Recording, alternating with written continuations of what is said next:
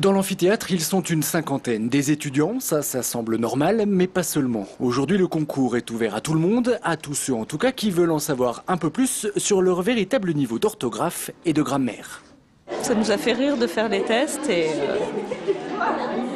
et ça nous fait plaisir de venir et de voir où on en est au niveau de l'orthographe. En fait, je communique beaucoup par mail dans le cadre de mon entreprise.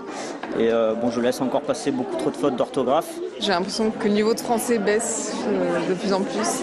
Ce test, c'est une entreprise qui l'a élaboré. L'objectif, c'est de créer un barème basé sur les règles de grammaire les plus difficiles à maîtriser, un peu à l'image des tests d'anglais.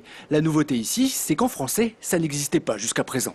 C'est pas parce qu'on a un diplôme, qu'on est Bac+5 ou qu'on a un diplôme prestigieux, que l'on maîtrise et que l'on sait s'exprimer en français. Et que l'on maîtrise notamment les difficultés de la langue française par écrit.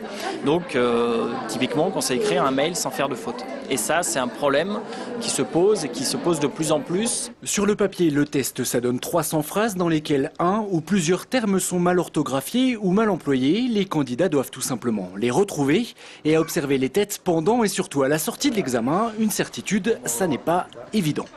Au bout d'un moment, on s'y perd, vraiment, de savoir quelle est la bonne règle. C'était un peu difficile, surtout pour les questions qui relevaient plus de l'ancien français en fait. C'est des règles de base qu'on a oubliées, quoi.